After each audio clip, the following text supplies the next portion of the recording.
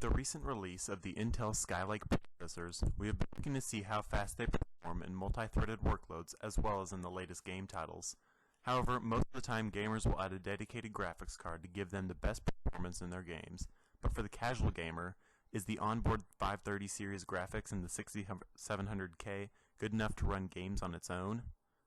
The benchmarks were ran with the Intel i7 6700K running at a stock speed of 4.0 GHz and a 4.2 GHz turbo, a Maximus 8 Ranger LGA 1151 motherboard, and 16 GB of Kingston HyperX DDR4 RAM. In League of Legends, there were no issues at all. With the settings on very high at 1080p, frame rate stayed in the near 60s, with the occasional dip and a 45 or 50 in an action-packed scene, and were floating around 100 frames per second before any minions spawned.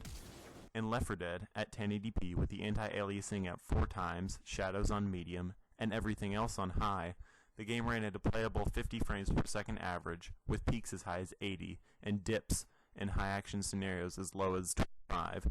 However, if you want to lower the anti-aliasing to 2 times instead of 4, then you won't get frame drops lower than maybe 40 or 60 frames per second, which is much more playable.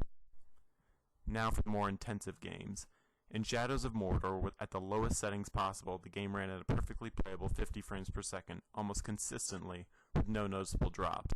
While playable, this certainly wasn't the most jaw-dropping gaming experience I've ever had. Running the benchmark of Tomb Raider, one of the most graphically demanding games of today, the 530 series graphics held an average frames per second of 27.4, getting as high as 31.8 and as low as 22. However, the game was playable at the lowest settings during actual gameplay. In conclusion, the newest iteration of Intel's onboard graphics is no slouch when it comes to games like League of Legends, Dota 2, and even more demanding older titles like Left 4 Dead. However, when it gets to more demanding AAA titles, it just doesn't compare to having a dedicated graphics card solution. However, just because you can run League of Legends at very high settings doesn't mean that you should buy this processor with the intention of never buying a dedicated card. In order to take full advantage of the CPU, you would definitely want to pick up a beefier graphics solution like AMD's 390X or the GTX 980. But if you're in the process of upgrading your dedicated card and you're still going to have to do without one for a few days, you can rest assured that your Steam library will still be perfectly playable. Thanks for watching.